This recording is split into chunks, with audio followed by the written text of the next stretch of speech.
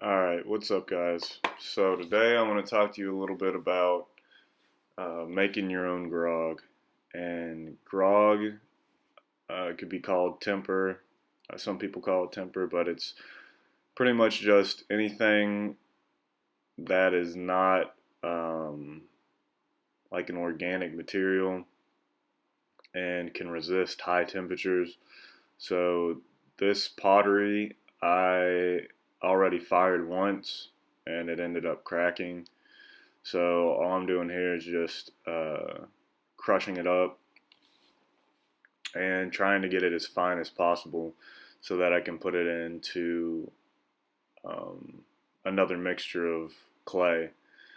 So what grog does is it helps the clay bind to it uh, during the firing process.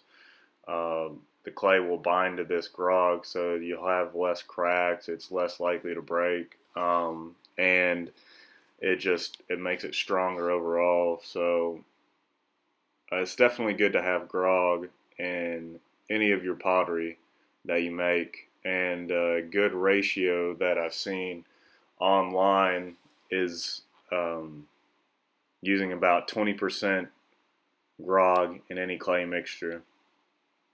So an easy way to do that is to break up your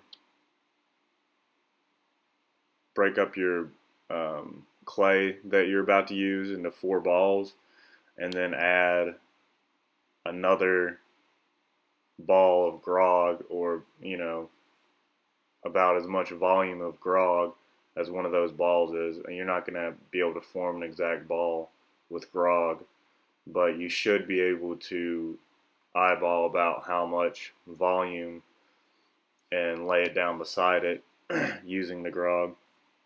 So that would be the way to put grog into your clay mixture after you get it all crushed up. Um,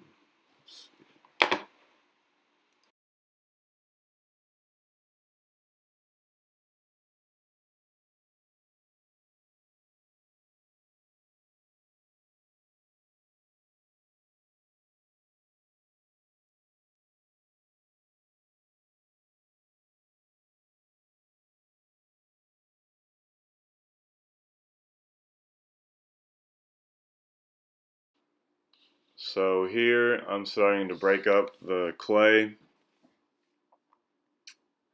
and I'm getting my 4 pieces. Trying to find that good 20%, and I just make a little pile of it over here. I'm trying to get the bigger stuff off the top right now. Whenever you shake your thing of grog, the bigger pieces will come to the top. So now I'm just trying to figure out a good volume, and that seems alright.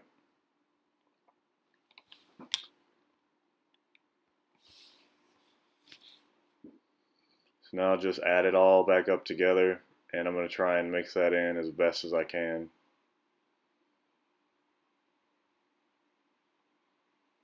Getting that bigger stuff back in there so I can crush it up at a later time.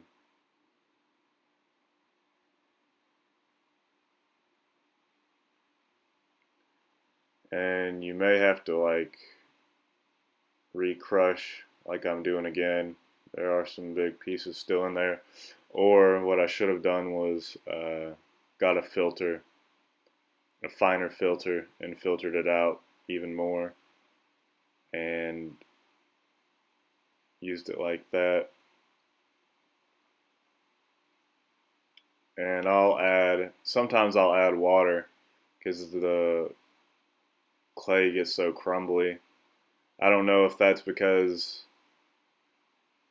the clay is just too dry in general for me to work with, but I feel like it's not.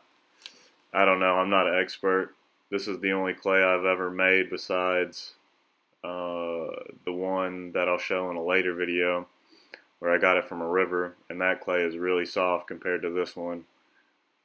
But I think they still have the same moisture content. I think the material that this clay is made out of is just harder for some reason. So yeah, I add some water to it. Let's keep trying to mix it up.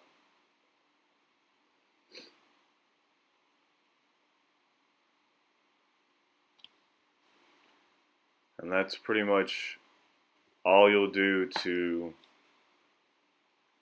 uh, have a good consistency, strong consistency of clay and of pottery. Whenever you go to fire it, it should stay well in the kiln. So let's see.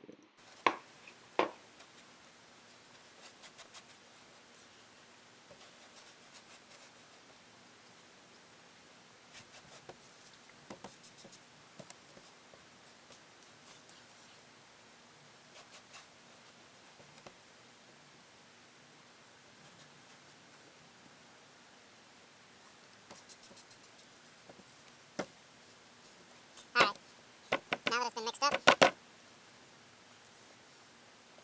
I want to do is just start making my runes. So, just make sure it's compact. And that should be ready-made clay with grog in it. Now grog is for unstable temperatures. It helps with unstable temperatures when it's in a kiln, or if you're like pit firing it, or the kiln that I have, just firing it in that kiln. Temperatures can fluctuate. There can be cool spots and hard spots. So grog just helps with that, and it hardens the pottery too. So it should be strong. Yeah, I'm just gonna make some runes out of this.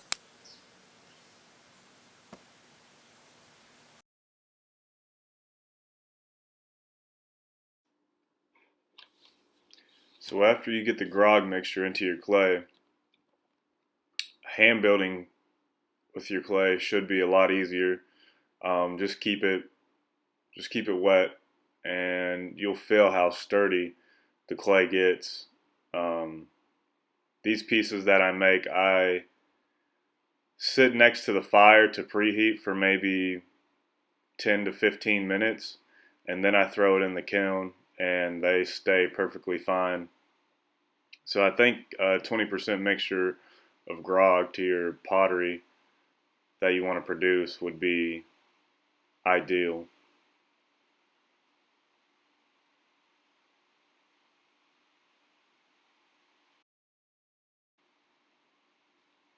You can throw this on a wheel too. You don't have to hand build.